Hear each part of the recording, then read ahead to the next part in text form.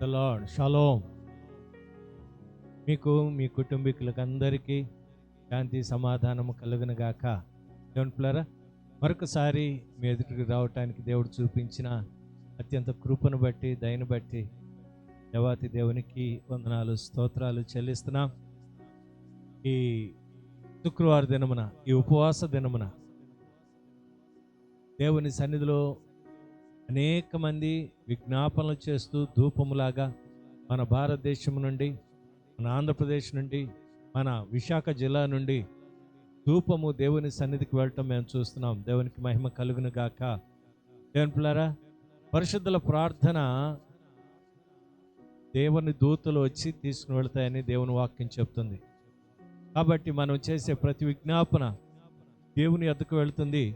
ఒకానొక నాటికి జవాబు వస్తుంది.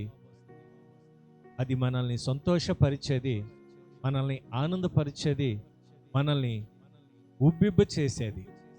కాబట్టి ఈ సమయంలో ప్రార్థన చేయటం మరువద్దు. గడిచిన ఉపవాస దినం నుండి ఉపవాస దినం వరకు దేవుడు తన రెక్కల క్రింద భద్రపరిచాడు, క్షేమాన్ని ఇచ్చాడు, నెమ్మదినిచ్చాడు. ఆయన కృప చేత పోషిస్తున్నాడు. అందును బట్టి దేవదేవుని స్తుతిద్దాం. మరి వాక్య పరిచయలోనికి వెళ్ళక ముందుగా దైవజనరాలు మన మధ్యలో ఉన్నారు. ఒక చక్కని పాట పాడి దేవుని నామాన్ని మహిమపరుస్తారు. అది బలహీనరాలు అయినప్పటికీ దేవుడి శక్తితో నింపబడి దేవుణ్ణి ఆరాధించడానికి ఆయన కృపనిచ్చాడు. కాబట్టి నేను బలపరచువాని అందే, నన్ను బలపరచువాని అందే. నేను ఎప్పుడు బలహీనున్నో నేను అప్పుడు బలవంతుణ్ణి అన్నాడు పౌలు గారు. నేను ఎప్పుడైతే అనేక మార్లు మనం బలహీనులుగా ఉంటామో వెంటనే దేవుని కృప మనల్ని ఆవరింపచేసి మనల్ని బలపరిచి దేవుని కార్యాల కొరకు వాడుకుంటాం. కాబట్టి దేవుని సంగమా, ఆత్మీయమైన ఆరాధనలోనికి మనల్ని నడిపిస్తారు. దైవజనరాలు రాణి తుకారాం గారు పాట పాడి దేవుని నామాన్ని మహిమపరుస్తారు. శ్రద్ధగా ఆ పాటలు మీకు వచ్చినట్లయితే వాళ్ళకి మీరు కూడా కలిసి పాడండి. ఈ పాట అందరూ పాడవలసిన పాటే, మంచి పాట. యేసన్న గారి పాటల పుస్తకంలో నుండి కొన్ని పాటలు.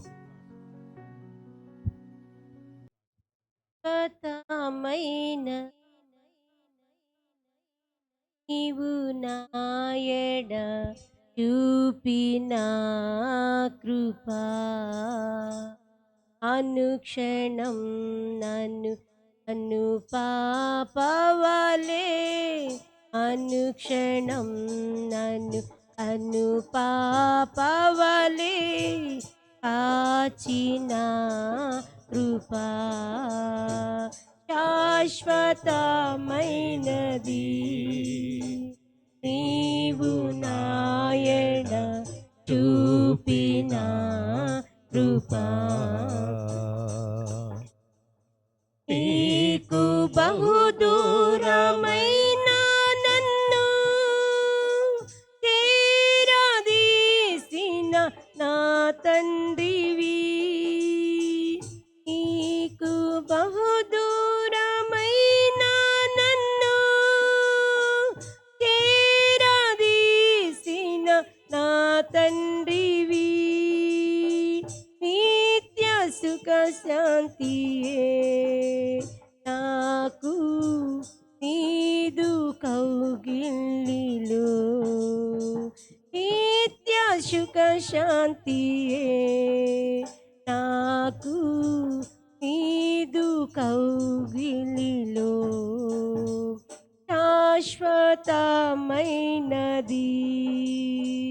నీవు నాయడ చూపిన కృపా అనుక్షణం నన్ను పాపవలే, అనుక్షణం నన్ను పాపవలే కాచిన కృపా.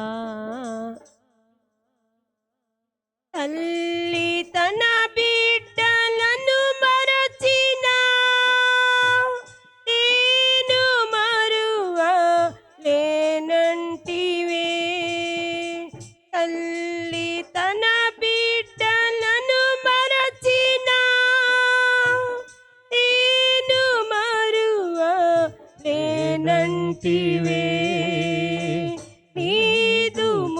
కాంతియే నన్ను ఆదరించేనులే నీదు ముఖ కాంతియే నన్ను ఆదరించేనులే శాశ్వతమైనది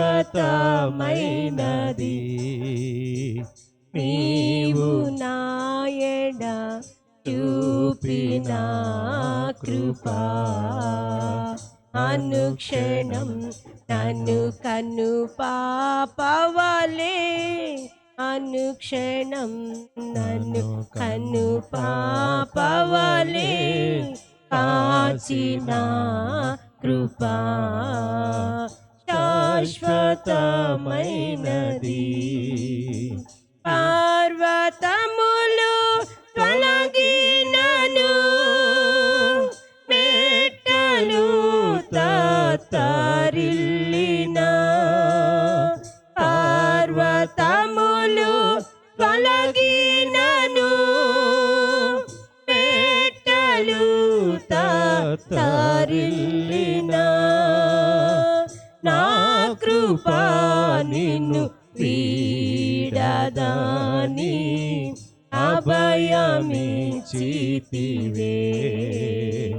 నా కృపా నిన్ను వీడదాని అభయమిచ్చితివే శాశ్వతమైనది నీవు నాయడ చూపిన కృపా అనుక్షణం నన్ను కన్ను పాపవలే అనుక్షణం నన్ను కన్ను పాపవలే కాచిన కృపా. హల్లెలూయా. దేవునికి మహిమ కలుగును గాక. ఈ చక్కని సాయంత్రం ప్రభు వాక్యాన్ని ధ్యానం చేయటానికి ఆసక్తితో అత్యాసక్తితో మీ సెల్ ఫోన్ల ముందు అలాగే ఈ కార్యక్రమాన్ని వీక్షించడానికి మీరందరూ ఆసక్తితో ఉన్నందుకై దేవదేవుణ్ణి స్తుతిస్తూ ఉన్నాను. దేవుని పిల్లారా, యూట్యూబ్లోను అలాగే ఫేస్బుక్లోను ఈ కార్యక్రమాలు వస్తున్నాయి. మీరు దీవెన నొందిన తరువాత ఈ కార్యక్రమాన్ని ఇతరులకు పరిచయం చేయండి. అనేక మంది మేలులు పొందాలి, అనేక మంది ఆత్మలో బలం పొందాలి. మానవులం బలహీనమే, కానీ దేవుని వాక్యం శక్తి కలిగినది. నిన్న నేడు నిరంతరము ఏకరీతిగా ఉండే దేవుడు. మానవులు ఈరోజు ఆరోగ్యంగా ఉంటే రేపు బలహీనులుగా ఉండవచ్చు, రేపు బలహీనులుగా ఉంటే ఎల్లుండి బలవంతులుగా ఉండవచ్చు. కానీ దేవుడు ఏకరీతిగా ఉండే దేవుడు. ఆయన నిన్న నేడు నిరంతరము ఏకరీతిగా ఉండే దేవుడు. ఆయన స్వభావాన్ని పరిస్థితులను బట్టి మార్చుకునే దేవుడు కాదు. మనము పరిస్థితులను బట్టి మారిపోతూ ఉండవచ్చు, కానీ దేవుడు అటువంటి వాడు కాదు అని ధైర్యంగా మీ ఎదుట నేను పలుకుతూ ఉన్నాను.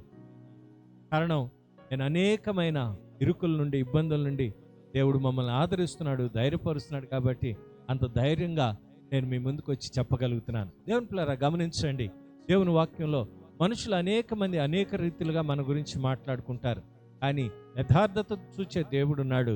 యథార్థమైనది మనము చేసినప్పుడు, వాక్యానుసారమైన జీవితాలు మనం జీవించినప్పుడు నిశ్చయముగా ఆయన మనల్ని బలపరుస్తాడు. దేవుని వాక్యం తెలియచేస్తుంది. అపోస్తుల కార్యం, దయచేసి అపోస్తుల కార్యం 28వ అధ్యాయంలో నుండి మనం ముందుకు వెళదాం. దానికి ముందుగా పరిశుద్ధాత్మ దేవుని సహాయం కొరకు చిన్న ప్రార్థన చేసుకుందాం. కృపా కనికరము కలిగిన మా ప్రియ పరలోకపు తండ్రి, మీకు వందనాలు, స్తోత్రాలు నాయన. మరొకసారి మమ్మల్ని మేము తగ్గించుకుని నీ పాద సన్నిధికి వచ్చి ఉండగా, నీ బలమైన చేతి క్రింద దీన మనస్కుల ఉన్నప్పుడు తగిన సమయంలో హెచ్చించే దేవుడు అని, తగిన సమయంలో కృప చూపించే దేవుడు అని, తగిన సమయంలో ఆశీర్వదించే దేవుడు అని నమ్మి నిన్ను స్తుతిస్తూ ఉన్నాం. ఈ దినం మరొకసారి ఈ వాక్యమయ్యున్న నిన్ను మేము ధ్యానం చేస్తూ ఉండగా, నీవే నాతో మాతో కూడి ఉన్న ప్రజలతో ఈ కార్యక్రమాన్ని వీక్షిస్తున్న ప్రతి ఒక్కరి హృదయాలతో మీరు మాట్లాడండి. సమస్తమైన విషయాల్లో సమయోచితమైన జ్ఞానాన్ని దయచేయండి. కృప కలిగిందేవా నీకే వందనాలు. మరొకసారి నీ సన్నిధిలో మేము చేస్తున్న ప్రతి విజ్ఞాపన, ప్రతి ప్రార్థన నువ్వు ఆలకించే దేవుడు అయినందుకే నీకు స్తుతులు చెల్లిస్తూ, ఆయన గడిచిన ఉపవాస దినం నుండి ఉపవాస దినం వరకు మమ్మల్ని, మా కుటుంబాలను, సంఘమును, సమాజమును క్షేమముగా ఉంచిన విధానమును బట్టి మీకు కృతజ్ఞతలు నాయన. అయ్యా, మా పట్టణాన్ని కాపాడుతున్నావు, నీకు స్తోత్రాలు అయ్యా. మరొకసారి నీ సన్నిధిలో మేము ప్రార్థిస్తున్నాము తండ్రి. నీ ఆశ్చర్యమైన, అద్భుతమైన మహత్ కార్యాలు మా ఎడల జరిగించండి. ఈ కార్యక్రమాన్ని వీక్షిస్తున్న ప్రతి ఒక్కరి హృదయములో నీ ఆత్మ కార్యమును జరిగించి ఆత్మలో ఆనందించే కృపను, ధన్యతను దయచేయమని సమస్త మహిమ, ఘనత, ప్రభావములు మీకొక్కరికి ఆరోపిస్తూ యేసు పరిశుద్ధ నామం అడిగి వేడుకొనుచున్నాను మా పరమ తండ్రి. ఆమేన్. Praise the Lord. దేవునికి మహిమ కలుగును గాక. దేవునిప్రియులారా, ఈ సాయంకాల సమయంలో అపోస్తుల కార్యం 28వ అధ్యాయంలో నుండి కొన్ని మాటలు నేను మీకు వివరించాలని ఆశపడుతున్నాను. పరిశుద్ధాత్మ దేవుని సహాయం తీసుకున్నాం. ఆయనే మనకు బోధకుడు, మంచి బోధకుడు, మామూలు బోధకుడు కదండి, మంచి బోధకుడు. యేసు ప్రభు వారు చెప్పారు, ఇదిగో నీ కాడిని ఎత్తుకొని నన్ను వెంబడించు, నా కాడి సులువైనది, నేను సాత్వికుడను, దీన మనసు కలిగిన వాడిని అని చెప్పాడు. కాబట్టి ఆయన దగ్గర మనం నేర్చుకుంటానికి ఇష్టపడదాం. మనుషుల జ్ఞానం ఒట్టిదండి, మట్టిదండి. దేవుని జ్ఞానం అనంతమైన జ్ఞానం. ఆ జ్ఞానంతో, దేవుని యొక్క జ్ఞానంతో నింపబడటానికి మనం ఇష్టపడదాం. లోకంలో ఉన్న జ్ఞానులను సిగ్గుపరుచుటకు వెర్రివారమైన మమ్ముల్ని ఏర్పాటు చేస్తున్నాడు. వెర్రివారం, ఈ మాట వాస్తవం. దేవుడే తన కార్యం జరిగించాడు. కాబట్టి ఇదిగో అపోస్తలులు కార్యము 28వ అధ్యాయము 1వ వచనం నుండి, దానికి ముందు కొద్దిగా బ్రీఫ్గా నేను మీకు తెలియచేయాలని ఆశపడుతున్నాను. అందరూ కలవరాల్లో ఉన్నారు, ప్రయాణం చేస్తున్నారు.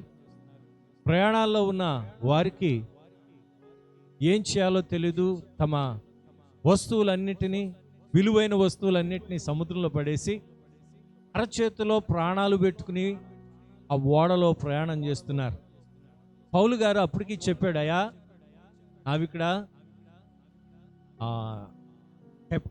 కెప్టెన్ గారు మనము ప్రయాణం చేయటం ఇప్పుడు మంచిది కాదేమో అంటే, నేను చాలా సీనియర్ని బాబు, ఈ ప్రయాణం నాకు మామూలే, వాతావరణం గురించి తెలుసు, సముద్రం గురించి తెలుసు, నాకు సమస్తము తెలుసు, నువ్వు వెళ్ళి నీ సీట్లో కూర్చో అన్నాడు.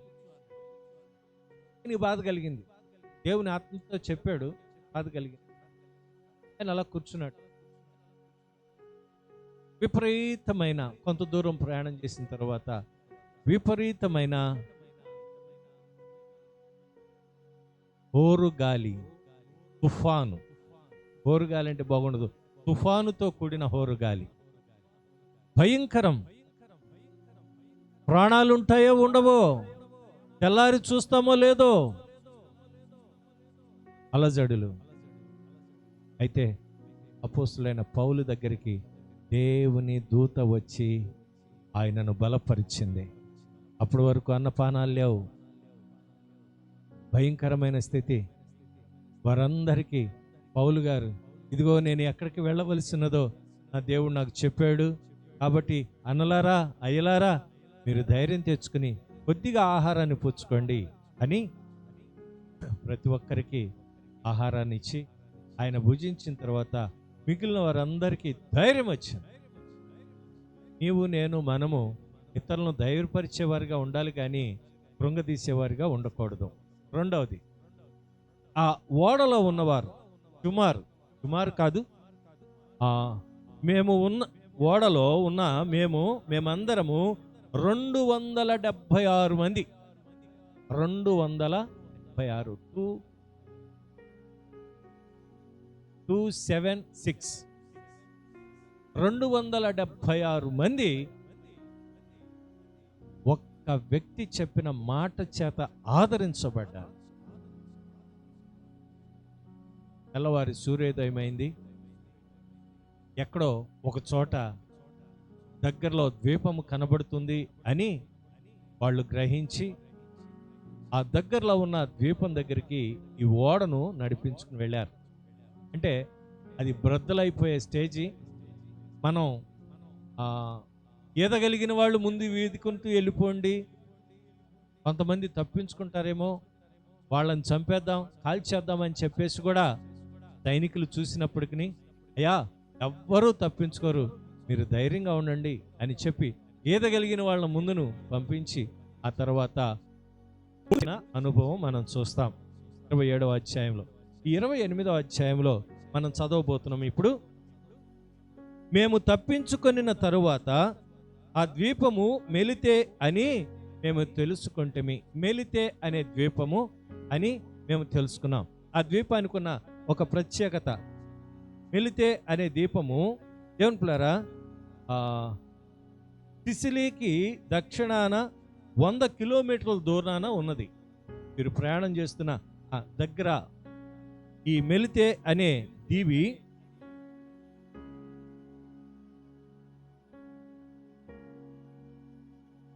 ఒక లంక లాంటిది. అంటే లంక అంటే మనకు అర్థమైతే లేదో, చుట్టూ నీరు ఉంటుంది. Island, correct. ఒక మాటలో చెప్పంటే ఐలాండ్. మా గుంటూరు భాషలో ఏమంటే లంకలో. ఆ లంకలు ఏంటంటే రేవు పొంగిందనుకోండి అన్నీ మునిగిపోతాయి. రేవు మామూలుగా నడిచింది అనుకోండి మంచి పంటలు పండుతాయి. ఐలాండ్ లాంటిది ఒక మాటలో చెప్పాలంటే.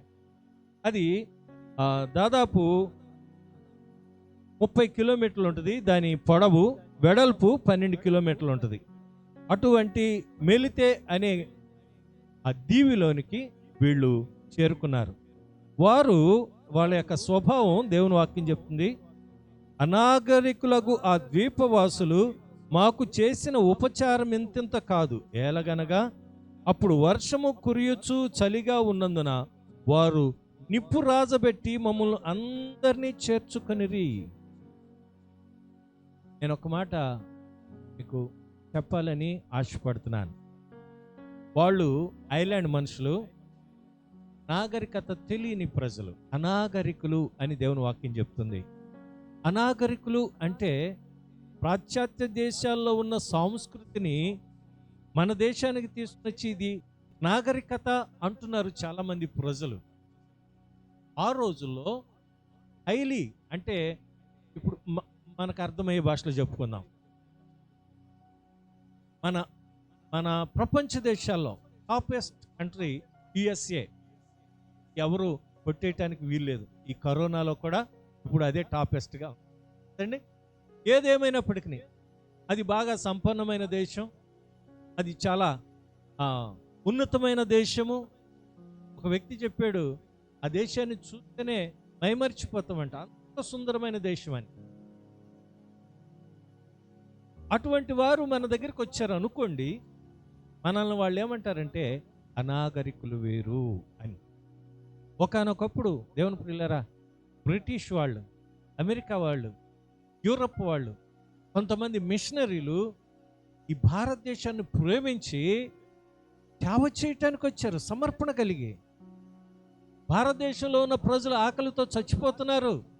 ప్రకాశం జిల్లా, మార్టూరు, ఆయా గ్రామాల్లో ఇప్పటికీ గుంటూరు జిల్లా దగ్గర ఉన్న సువర్ట్ అనే ఒక దొరగారు వచ్చి అక్కడ సేవ ప్రారంభించినట్లుగా చరిత్రక ఆధారాలు ఉన్నాయి. ఈ భీమిలి దగ్గర దక్షిణ నుండి వచ్చిన వ్యాపారస్తులు సువార్త ప్రకటించారని చరిత్ర చెప్తుంది. దేనికి మాటలు చెప్తున్నానంటే దేవుని ప్రియులరా, ఒకానొకప్పుడు మనము ఒక 100 సంవత్సరాలు 200 సంవత్సరాల క్రితం మనమందరము కూడా అనాగరికులం. అంటే మన కొట్టు బొట్టు వేరేగా ఉండేది. ఇప్పుడు ఈ ప్యాంట్లు, బుస్కెట్లు, ఏమండి, లేకపోతే షర్టులు, కోట్లు ఇవన్నీ వేసుకుంటున్నాం. ఒకప్పుడు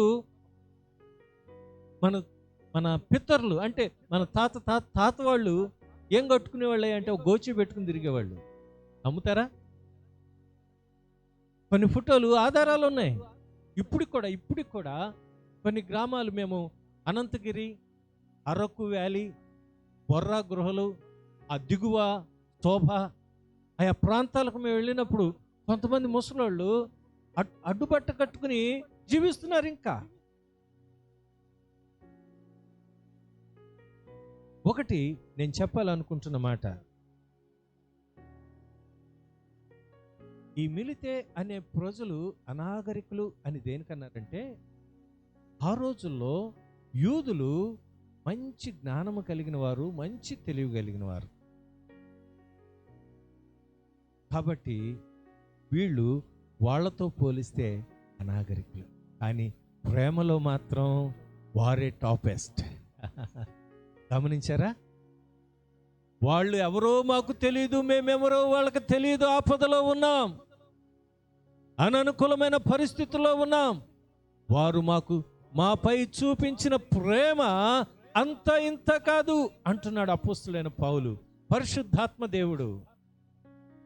వారు మాపై చూపించిన ప్రేమ ఒకళ్ళ ఇద్దరండి, 276 మంది ప్రజలను వాళ్ళు ఆదరించారంట. ఒక పూట మనకు బంధువులు, స్నేహితులు ఓ నలుగురు వచ్చారనుకోండి, ఇంట్లో వాళ్ళు నలిగిపోతారు కదా. వాస్తవం. ఈ రోజులో ఎంత మిక్సీలు వచ్చినా, ఎన్ని గ్రైండర్లు వచ్చినా, ఎంత పరికరాలు వచ్చినా, ఆ ఫోన్ చేసి జొమాటో ఎక్కడికండి, ఎవరికండి, కొంతమందికి ఫోన్లు చేసి ఆర్డర్ ఇచ్చి తెప్పించేసుకుంటున్నారు చాలామంది. మేము ఎప్పుడు చేయించుకోలేదులేండి, ఎప్పుడు హోమ్ మేడే. ఎంతమంది రాని, 10 మంది రాని, 20 మంది రాని, ఏమండి. కానీ వాళ్ళంట మెలితే గ్రామ నివాసులు 276 మందికి ఉపచారం చేయటం సామాన్యమైన విషయం కాదు. రెండవది, అననుకూలమైన పరిస్థితి, వాతావరణం అనుకూలంగా లేదు, భయంకరమైన వర్షం, చలి,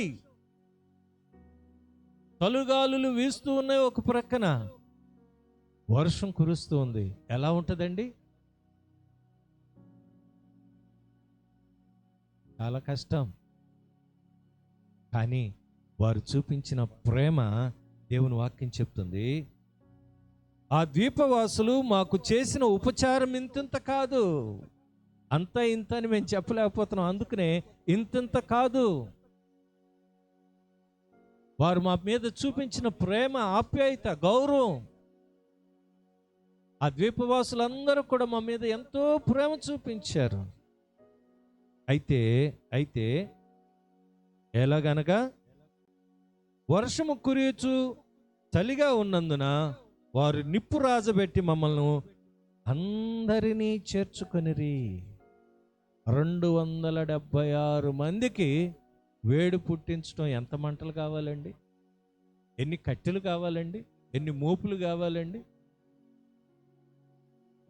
అప్పటికప్పుడు వసతి చూడాలంటే ఎంత కష్టమండి. వీళ్ళు ముందు ఏమన్నా ప్రిపేర్ చేసుకున్నారో, ఒక నెల రోజుల ముందు ఒక జనరల్ బాడీ మీటింగ్ పెట్టుకుందామని? ఏం లే, అప్పటికప్పుడు సిద్ధపడ్డారు. వాళ్ళ సమర్పణ చాలా గొప్పది. ఇప్పుడు అమెరికాలో ఎవరైనా ఆ కొడుకు తల్లిని చూడటానికి వెళ్ళాలంటే ఫోన్ చేయాలంట తల్లికి, అమ్మ నేను మీ ఇంటికి వస్తున్నాను రమ్మంటావా అని. వాళ్ళు వద్దు అంటే మానేయాలంట. లేకపోతే తల్లే కొడుకు మీద ప్రేమ ఉండి, కోడల మీద ప్రేమ ఉండి, మనవల మీద ప్రేమ ఉండి, అయ్యా మిమ్మల్ని చూద్దామని వద్దాం అనుకుంటున్నాను రమ్మంటారా అని అడగాల్సిన దుస్థితి. అదే కల్చరు ఇండియాలో కూడా మొదలైంది. పాస్టర్ గారు ఫోన్ చేయకుండా వచ్చారేంటి అంటున్నారు కొంతమంది విశ్వాసులు. గమనిస్తున్నారా? అంటే దైవ సేవకులతో ఒక అరగంట మాట్లాడలేని స్థితిలో విశ్వాసులు ఉంటున్నారు.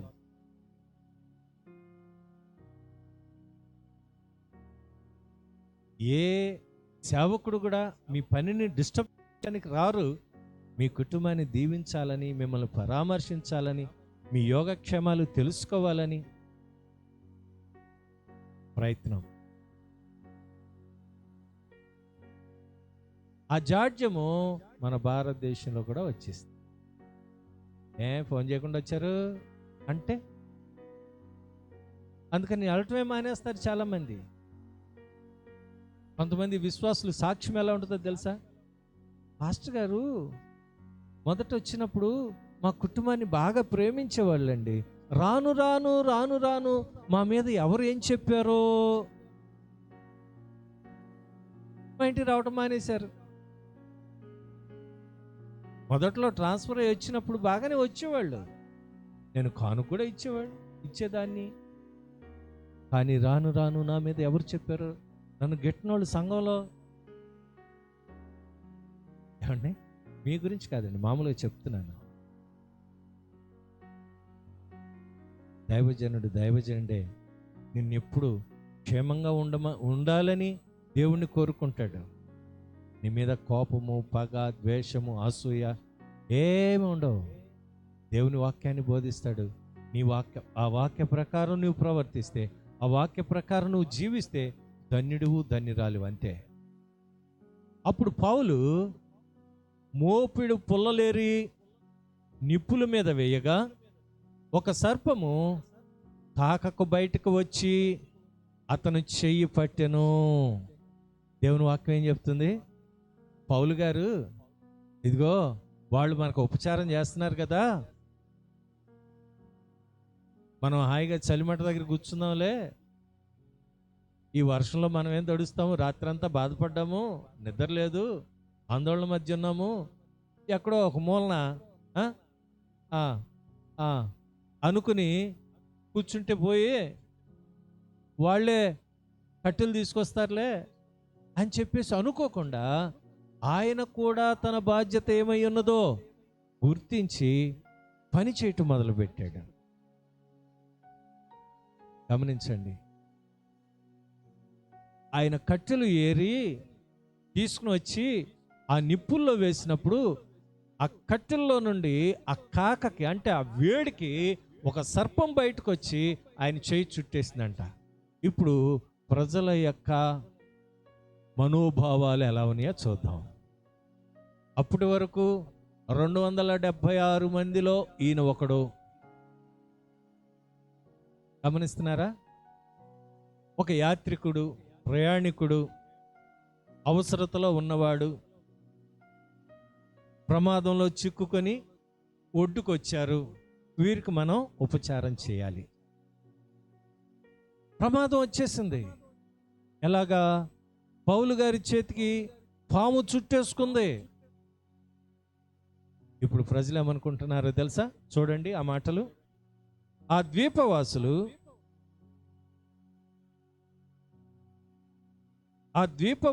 ఆ జంతువు అతని చేతిని వేలాడుచుండుట చూచినప్పుడు నిశ్చయముగా ఈ మనుషుడు నరహంతకుడు, ఇతడు సముద్రము నుండి తప్పించుకునెను, న్యాయమతన్ని బ్రతకనీయదని తమలో తాము చెప్పుకొనిరి. వీళ్ళ ఉద్దేశం ఏంటి?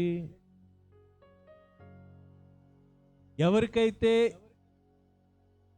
ఈ సర్పం చుట్టుకుందో అతడు నరహంతకుడు. సముద్రము నుండి తప్పించుకున్నాడు, కానీ న్యాయదేవత నుండి తప్పించుకోలేకపోయాడు. గమనించారా ఈ మాటలు? అపోస్తలుడైన పౌలు రోమీయులకు రాసిన పత్రిక 2వ అధ్యాయంలో ఒక చక్కని మాట మాట్లాడతారు. చూడండి, 2వ అధ్యాయము, రోమీయులకు రాసిన పత్రిక 2వ అధ్యాయము 14-15 వచనాలు నేను చదివి వినిపిస్తాను. ధర్మశాస్త్రము లేని అన్యజనులు స్వాభావికముగా ధర్మశాస్త్ర సంబంధమైన క్రియలను చేసిన ఎడల వారు ధర్మశాస్త్రము లేని వారైనను తమకు తామే ధర్మశాస్త్రమైనట్టున్నారు. వాళ్ళకి ధర్మశాస్త్రం లేదు, కానీ ధర్మశాస్త్రానుసారంగా ప్రవర్తిస్తున్నారు. అన్యులు వాళ్ళు. అన్యులైనప్పటికీ, వాళ్ళకి ధర్మశాస్త్రం తెలియపోయినప్పటికీ ధర్మశాస్త్రానుసారంగా ప్రవర్తిస్తున్నారు. వండర్ఫుల్. తర్వాత, అట్టివారి మనస్సాక్షి కూడా సాక్ష్యమిచ్చుచుండగను వారి తలంపులు ఒకదాని మీద ఒకటి తప్పు మోపుచు లేక తప్పు లేదని చెప్పుచుండగను ధర్మశాస్త్రానుసారము తమ హృదయముల యందు వ్రాయబడినట్లు చూపుచున్నారు. దేవుడు నా సువార్త ప్రకారము యేసు క్రీస్తు ద్వారా మనుషుల రహస్యములను విమర్శించు దినమందు ఇలాగు జరుగును. అంటే వారు అన్యజనులు, దేవుడు ధర్మశాస్త్రం అంటే తెలీదు, కానీ న్యాయంగా ప్రవర్తిస్తున్నారు. ఒకనొక దినం ఉంది, అది దేవుని దినం. ఆ దినమన్న ధర్మశాస్త్రాన్ని బేరీజు వేసి ధర్మశాస్త్రం ప్రకారం ప్రవర్తించిన, ధర్మశాస్త్రము తెలియకపోయినప్పటికీ వాళ్ళు ధర్మశాస్త్రం ప్రకారం ప్రవర్తించారు కాబట్టి వారు విడుదల పొందుతారు. వీళ్ళు అంటున్నారు, ఈ మనుష్యుడు నిశ్చయముగా నరహంతకుడు. దేవుడు సర్వ ప్రజల హృదయాల్లో న్యాయము విషయమైన భావాన్ని ఉంచాడు. దేవుడు సరిగా ప్రతిక్రియ చేస్తాడని ఆ ద్వీపవాసుల నమ్మకం. మంచి చేస్తే మంచి చేస్తాడు, ఎవడైనా చెడు చేసి ద్వీపంలోకి వస్తే చస్తాడు అని వాళ్ళ నమ్మకం. అర్థమవుతుందండి? చాలామంది ర్యాష్ డ్రైవింగ్ చేస్తారు. ర్యాష్ డ్రైవింగ్ అంటే నిన్నే పని మీద నా కళ్ళద్దాలు కొద్దిగా ప్రాబ్లంగా ఉంటేను కళ్ళద్దాలు ఇచ్చి వద్దామని చెప్పేసి చూస్తే మదిలిపాలెంలో బార్కెట్లు పెట్టేశారు. అంటే మంగాపురం కాలనీలో రెడ్ జోన్ ప్రకటించడం వలన అవన్నీ బ్లాక్ చేశారు. మేము ఏం చేసామంటే ఆంధ్ర యూనివర్సిటీలో లోపల అదంతా తిరిగి మరలా వస్తూ ఉంటే ఒక వ్యక్తి కారులో ర్యాష్ డ్రైవింగ్ అంటే అందరికంటే ముందు వెళ్ళిపోవాలి, ముందెళ్ళి ఏదో చేయాలి. ఇళ్ళ దగ్గర ఏ పనులు ఉండవండి. ఒక్క నిమిషం మేము ఆదమరిచి ఉంటే ఆ కారు కింద ఉండేవాళ్ళం. అంటే ఎంత ర్యాష్ డ్రైవింగ్ చూడండి. నేను 40 కంటే 30-40 కంటే ఎక్కువ వెళ్ళనండి, వయసు కదా. కాబట్టి చిన్నగా వెళ్తాను. ఎంత స్లో అంటే మా పాస్టర్ గారు అంటారు, నడిచి వెళ్ళిపోతానులే బాబు, నువ్వు తర్వాత రా వెనకాలంటారు. అంటే నడకే స్పీడ్గా వెళ్తారనమాట. 30-40 కంటే ఎక్కువ స్పీడ్ వెళ్ళను. అలాంటిది బండి గుద్దేయటానికి అంత ర్యాష్ డ్రైవింగ్ చేస్తున్నాడంటే ఒకసారి ఆలోచించండి. ఒక కారును తప్పించబోయి మమ్మల్ని గుద్దటానికి ప్రయత్నం చేసే లోపు దేవుడు సమయోచితమైన జ్ఞానం ఇచ్చి పక్కకు తప్పించాడు. వెనకాల వస్తున్న కారు అతను ఆశ్చర్యపడి మాకు ఇలా ఊపాడండి. నమ్ముతారా? మీరు బ్రతికిపోయారయ్యా, మీరెవరో కానీ ఆడి డ్రైవింగ్కి మీరు చచ్చిపోయేవాళ్ళు అన్నట్లుగా. యవనస్తుడు ర్యాష్ డ్రైవింగ్ భయంకరం. ఏంలే పరిగెత్తాలి రోడ్డు మీద. ఒకసారి వాళ్ళు ఆ కారు వదిలిపెట్టేసి పరిగెత్తమంటే ఎంత స్పీడ్ పరిగెడతారో. ఇంజిన్ కదా, తొక్కేస్తూ ఉంటారు. కారు పరిగెడుతూ ఉంటుంది. ప్రమాదాలు జరిగితే తర్వాత కదా చూసుకునేది. జాగ్రత్త సుమా. 4 వీలర్స్ 2 వీలర్స్ పెద్ద బళ్ళు కలిగిన వాళ్ళు, నా సలహా, ప్రాణం చాలా విలువైనది. నీ జీవితం చాలా విలువైనది. నువ్వు చేసే ప్రయాణాల వలన, నువ్వు చేసే ప్రయోగాల వలన ఇతరులకు నాశనం కలుగజేస్తావేమో. జాగ్రత్త, నిన్ను నువ్వు పరిశీలన చేసుకో. ఎవరికి తీర్పు తీర్చడానికి మేము నిలబడలేదు ప్రియులారా. ఇక్కడ పౌలు గారిని చూపించి ఇతడు న్యాయమును తప్పించుకున్నాడు, న్యాయదేవత నుండి తప్పించుకున్నాడు, సముద్రం నుండి తప్పించుకున్నాడు. అయితే ఈ పాము కరవటానికి సిద్ధంగా ఉందేమో. చూడండి ఆ మాటలు, 4వ వచనం. ఆ ద్వీపవాసులు ఆ జంతువు అతని చేతికి వేలాడుచుండుట చూచినప్పుడు నిశ్చయముగా ఈ మనుష్యుడు నరహంతకుడు తీర్పు తీర్చేశారు. నరహంతకుడు అయి ఉంటాడేమో అలా. నరహంతకుడు అంతే. తరువాత ఇతడు సముద్రము నుండి తప్పించుకొనెను, న్యాయమతన్ని బ్రతుకనీయదని తమలో తాము చెప్పుకొనిరి. వాళ్ళు అనుకుంటున్నారు న్యాయమతని చంపేసిద్ది, సముద్రం నుండి అయితే తప్పించుకున్నాడు, కానీ ఇంకో చోట బోల్తపడ్డో. మేము నిన్న అనుకున్న మాట, వీడు ఎంత ర్యాష్ డ్రైవింగ్ చేస్తున్నాడు, ఎక్కడో యాక్సిడెంట్ అయిద్దేమో సహజంగా అనుకుంటాం కదా. కానీ మేము ఆ యవనస్తుని దీవించాం, బాబు జాగ్రత్తగా ఉండండి మా మనసులోనే. వాళ్ళకి వినపడదులేండి, ఇక్కడ బ్రేక్, ఇక్కడ యాక్సిలేటర్ నొక్కితే చివరికి వెళ్ళి అంత స్పీడ్లో. దేవుని పిల్లలు గమనించండి, మనుషులు తమకు తాముగా అనుకుంటున్నారు. అతడైతే ఆ విష జంతువును అగ్నిలో జాడించి వేసి ఏ హానియు పొందలేదు. దేవునికి మహిమ కలుగునుగాక. దేవునికి స్తోత్రం చెప్దాం. హల్లెలూయా. ఎంత గొప్ప ఆశ్చర్యం. అతడైతే ఎవరు? ప్రమాదానికి గురైన వ్యక్తి, అపోస్తలుడైన పౌలు గారు, దైవజనుడు, ధైర్యంగా ఉన్నాడు. ఆయనకు చుట్టివేసిన పాముని ఈడ్చి మంటల్లో వేసాడు, కాలిపోయింది. గమనించారా? ఈ మాట ఒకసారి నేను ప్రసంగంలో ఒక అంకుల్ గారు, అప్పారావు గారని, స్వర్గీయ, అతను ఇంటి పేరు తెలీదు, అప్పారావు గారు అంకుల్ గారు. ఆయన ఓడల్లో పనిచేసేవాడు. అంటే నేవీ టెక్కల మీద ప్రయాణం, బ్రిడ్జింగ్ కార్పొరేషన్లో మంచి హోదాలో రిటైర్ అయ్యారు. అతను చాలా ప్రేమ కలిగిన వాళ్ళు.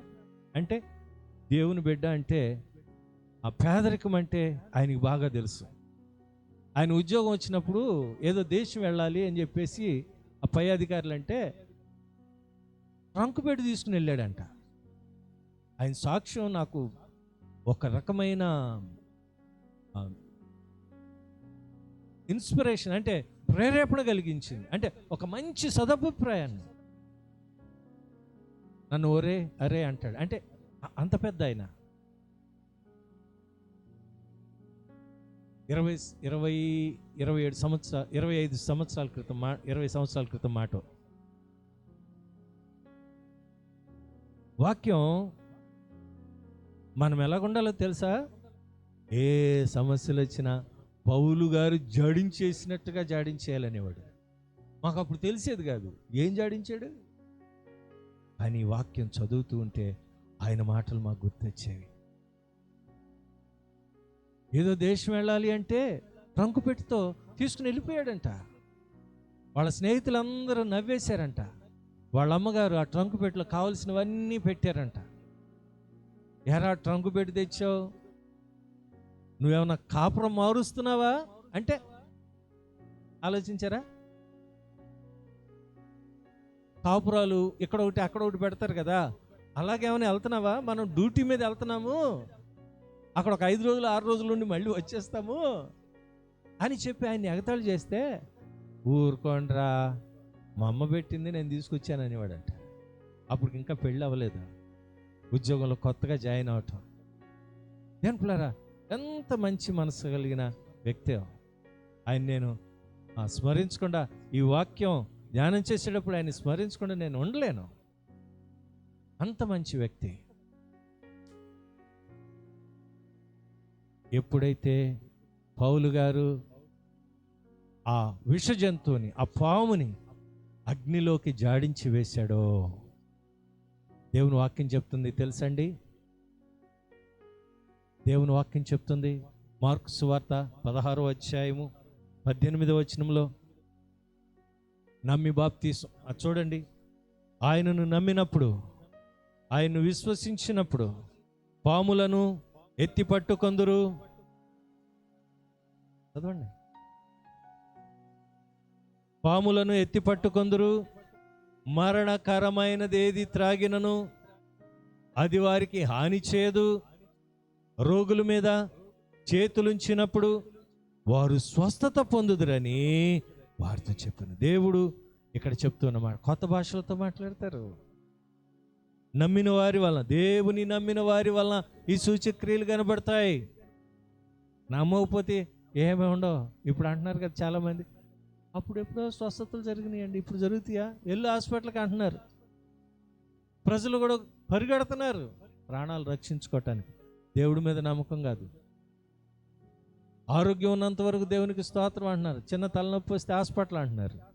ఇంకా విశ్వాసం ఎక్కడంటే, పాస్టర్ గారు చర్చిలో విశ్వాసం, డబ్బులేమో ఆసుపత్రికి. ఇదేంట్రా బాబు, తలనొప్పి నాకు అర్థం కాదు. కొంతమంది ఫిలాసఫీ అర్థం కాదు. బైబిల్ చెప్తుంది,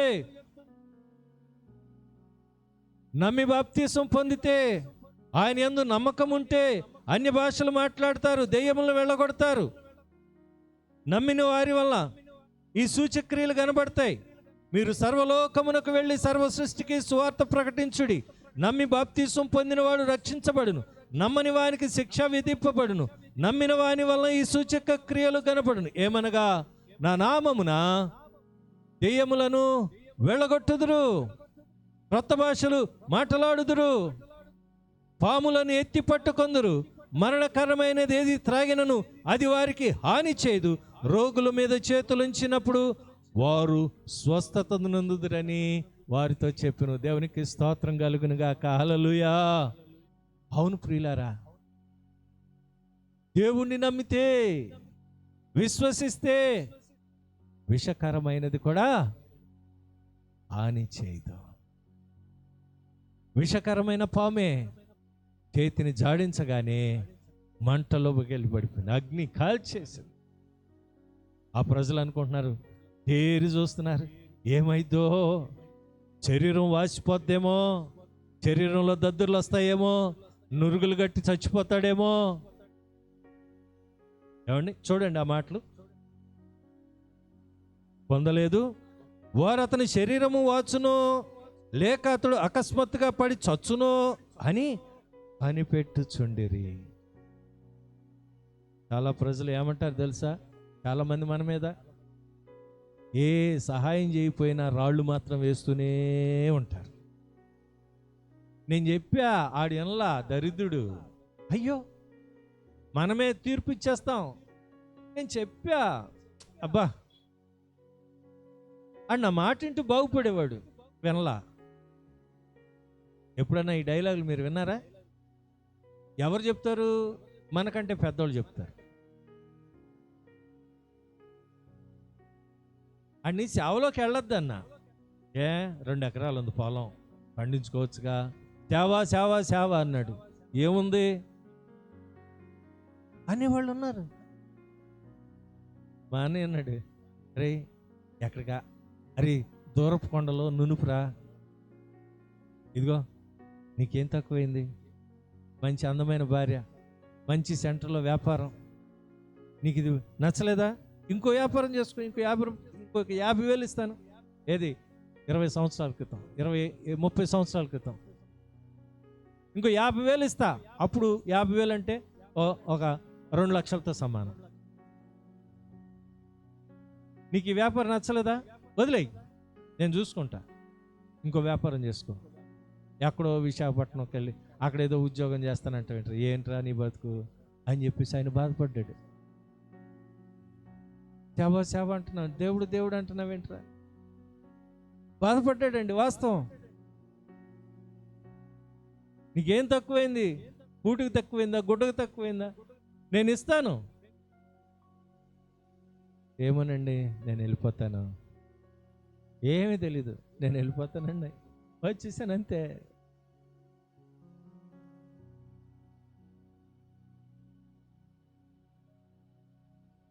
ప్రజలు అంటారు, వాడికి పోయే కాలం వచ్చింది, నా మాట వినలేదు.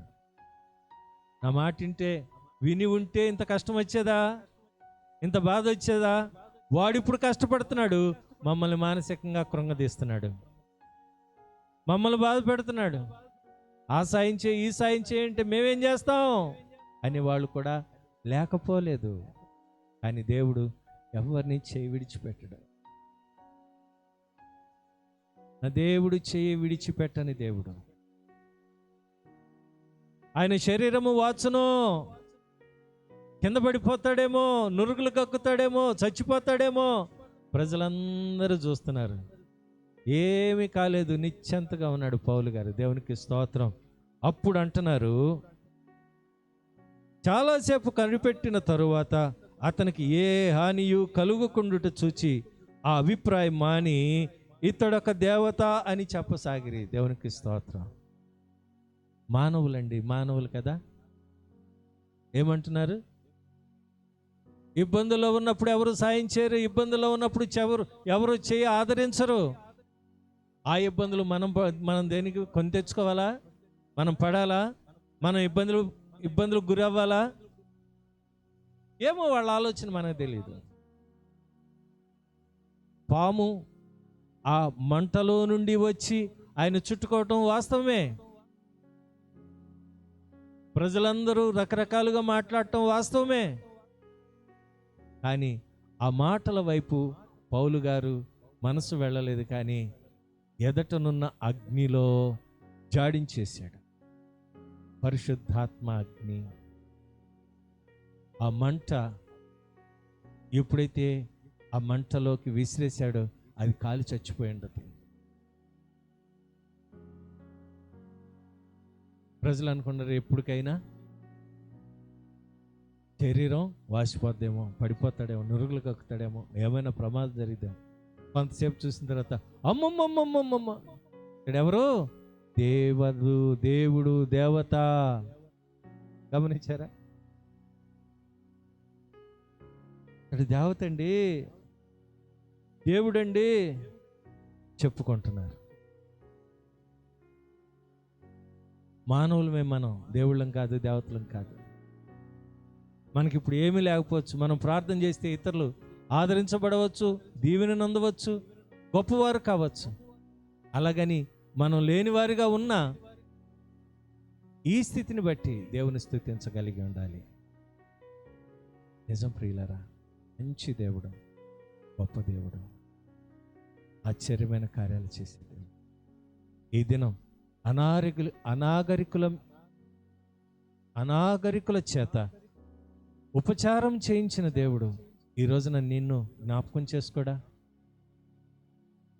ఈ దినం ప్రత్యేకంగా వలస కూలీల కొరకు మనం ప్రార్థన చేయబోతున్నాం. వలస కూలీల కొరకు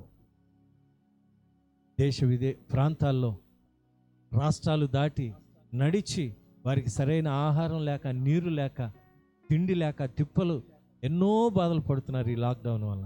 అటు వారి క్షేమం కొరకు మనం ప్రార్థన చేయవలసిన వారమై ఉన్నాం.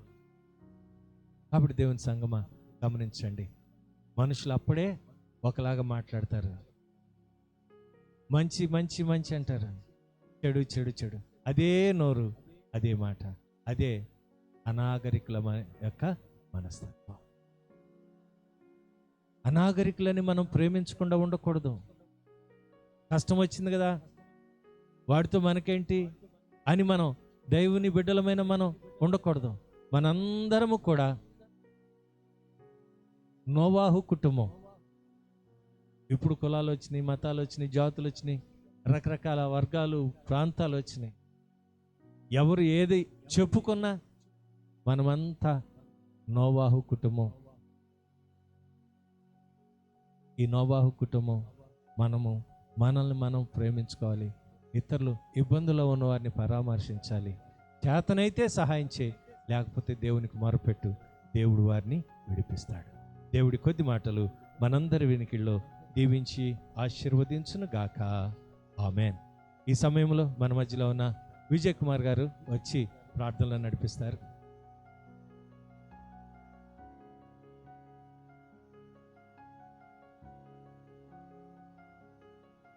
వలస కూలీల కొరకు, ఇబ్బందుల్లో ఉన్న వారి కొరకు, రాష్ట్రంలో, దేశంలో జరుగుతున్న ఈ లాక్డౌన్ వలన ఇబ్బందులను దేవుడు తొలగించి, దేవుడు ప్రతి ఒక్కరిని ఆదరించలాగిన ప్రార్థనలు నడిపిస్తారు.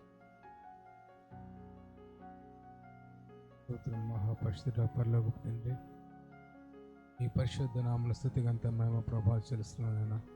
గతించిన దినములని ప్రభా మీ కృపాక్షేమాలతో సజీవులకు నుంచి ప్రభా ఈ ఉపవాస దినం రోజు ప్రభా మీ స్తోత్రం తండ్రి, మీ సన్నిధిలో తండ్రి ప్రార్థించుటకు తండ్రి మీరు ఇచ్చిన గొప్ప అవకాశాన్ని బట్టి మీకు వందనాలు తెలియజేస్తున్నాం ప్రభా.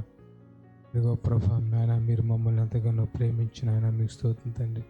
మీరు ఇవ్వని రక్షణ మీరు మాకు దయచేశారు ప్రభా మీకు స్తోత్రం తండ్రి. ఎక్కడో తండ్రి మేము నశించిపోతున్న మమ్మల్ని ప్రభా మీకు స్తోత్రాలు తండ్రి. మీరు మమ్మల్ని ఎంతగానో ప్రేమించిన ఆయన మీకు స్తోత్రం తండ్రి. ఎంత విలువైన రక్షణ ప్రభా మాకు ఉచితంగా దయచేసి ప్రభా మీకు స్తోత్రం తండ్రి. మీ సన్నిధానాన్ని తండ్రి అనుభవించుటకు తండ్రి మీరు ఇచ్చిన గొప్ప కృపను బట్టి మీకు వందనాలు తెలియజేస్తున్నాం ప్రభా. మీ సన్నిధిలో శాంతి, సంతోషము, సమాధానం ఉన్నది ప్రభా మీకు స్తోత్రం. నెమ్మది ఉంటుందో ప్రభా మీకు స్తోత్రం. ఇదిగో ప్రభా ఎలాంటి ఎరుకులు ఇబ్బందులు కలిగిన ప్రభా మీకు స్తోత్రం తండ్రి. ఆనందించగల కుటుంబాలు ప్రభా క్రైస్తవ కుటుంబాలను ఆయన మీకు స్తోత్రాలు తండ్రి. ఇదిగో ప్రభా మా దేశం గురించి ప్రార్థన చేస్తున్నాం ప్రభా మీకు స్తోత్రాలు తండ్రి. ఇదిగో ప్రభా అనేక మంది బిడ్డలు ప్రభా మీకు స్తోత్రం తండ్రి. కార్మికులు ప్రభా మీకు స్తోత్రాలు తండ్రి. అనేక ప్రాంతాల్లో తండ్రి వారి ప్రాంతాన్ని ప్రభా మీకు దూర ప్రాంతాల్లో ఉండిపోయారు ప్రభా మీకు స్తోత్రం తండ్రి. అలాంటి వారికి తండ్రి మీరే ఆదరణ ఓదార్పు కలిగించండి ప్రభా మీకు స్తోత్రం తండ్రి. ఇదిగో ప్రభా ఎవరో ఒకరిని తండ్రి పంపించి ప్రభా వారికి మీరు సహాయం చేయమని అడుగుతున్నాం. మీకు స్తోత్రాలు వందనాలు తెలియజేస్తున్నాం ప్రభా. వారికి సహాయపడుతున్న బిడ్డలు కూడా ప్రభా మీరు దీవించండి, ఆశీర్వదించండి, బలపరచండి ప్రభా మీకు స్తోత్రం తండ్రి. ఇదిగో ప్రభా ఈ భయంకరమైన పరిస్థితుల్లో ప్రభా ఎంతోమంది ప్రజలు ప్రభా మీకు స్తోత్రం తండ్రి. ఇదిగో ప్రభా ఆర్థికంగాను ప్రభా మీకు స్తోత్రం తండ్రి. ఆహారానికి ఎంతో ఇబ్బందులు పడుతున్న బిడ్డలు ఎంతోమంది ఉన్నారు ప్రభా మీకు స్తోత్రం తండ్రి. వారందరినీ మీరు జ్ఞాపకం చేసుకున్న ప్రభా మీకు స్తోత్రం తండ్రి. ఆదరించే దేవుడు తండ్రి మీరే ప్రభా మీకు స్తోత్రం తండ్రి. చెప్పు దేవుడు మీరే ప్రభా మీకు స్తోత్రం తండ్రి. ఇదిగో నేను ఉన్నానని తండ్రి మీరు వాగ్దానం ఇచ్చారు ప్రభా మీకు స్తోత్రం తండ్రి. మీరు ఉన్నారని తండ్రి మిమ్మల్ని విశ్వసిస్తూ ప్రభా మీ సన్నిధిలో ప్రార్థన చేస్తున్నాం ప్రభా మీకు స్తోత్రం తండ్రి. ఈ ఇరుకుల ఇబ్బంది నుంచి ప్రభా మీరే త్వరగా తొలగించి ప్రభా మీకు స్తోత్రం తండ్రి. ప్రతి ఒక్క బిడ్డకి తండ్రి ఏ అవస్థ ఉందో ప్రభా ప్రతి ఒక్క అవస్థను మీరు తీర్చమని అడుగుతున్నాను మీకు స్తోత్రం తండ్రి. ఇదిగో ప్రభా పాస్టర్ గారు తండ్రి చేస్తున్న సేవా పరిచయాల్లో కూడా ప్రభా మీరు తోడుగొనండి. వారి కుటుంబాన్ని మీ చేతులకు అప్పగిస్తున్నాం ప్రభా. వారి కుటుంబంలో ఏ అవసరం ఉందో ప్రభా మీరే తీర్చమని అడుగుతున్నాను మీకు స్తోత్రండి. ఇదిగో ప్రభా ఈ కుటుంబంలో శాంతి, సమాధానం ప్రభా సంతోషం కలిగించండి ప్రభా మీకు స్తోత్రండి. ఇదిగో ప్రభా ఆత్మీయంగా తండ్రి ప్రతి దినము బలపరచు ప్రభా అనేకులు ప్రభా మీ వైపు త్రిప్పే కుటుంబంగా ప్రభా. ఇదిగో ప్రభా ఎవరు అనేకుల్ని తండ్రి మీ వైపు తిప్పుతారో ప్రభా తండ్రి వారు ఆకాశ నక్షత్రాలు తండ్రి ప్రకాశిస్తారు ప్రభా. అలాంటి ప్రకాశిత ప్రభా ఈ గృహంలో ఉంచినందుకే మీకు వందనాలు, స్తోత్రాలు తెలియజేస్తున్నాం ప్రభా. ఇదిగో ప్రభా ఈ కుటుంబాన్ని మీ చేతులకు అప్పగిస్తున్నాం ప్రభా. మీరే సహాయం కృపను దయచేయండి. మీ ఆత్మీయుల ప్రభా ఇంకా ఎదిగి ప్రభా మీకు స్తోత్రండి. ఇంకా అనేకులకి తండ్రి మీ స్వార్థను ప్రకటించి అనేక మంది పేదలకు ప్రభా మీకు స్తోత్రండి సహాయపరచు ప్రభా మీకు స్తోత్రండి. మీ రాజ్యంకు మేమందరం ఆయుత్తపడినట్టు ప్రభా మీరు సహాయం కృపను దయచేయమని అడుగుతున్నాం నాన్న మీకు స్తోత్రండి. అనే విషయంలో మీరే సహాయం చేసి ప్రభా ఈ రాత్రికాల దీవులతో మమ్మల్ని నింపి మీ నామానికి మహిమతో ఘనత ప్రభావాలు తెచ్చుకోమని అది నేను యేసునామములో అడుగుతున్నాం తండ్రి, ఆమేన్.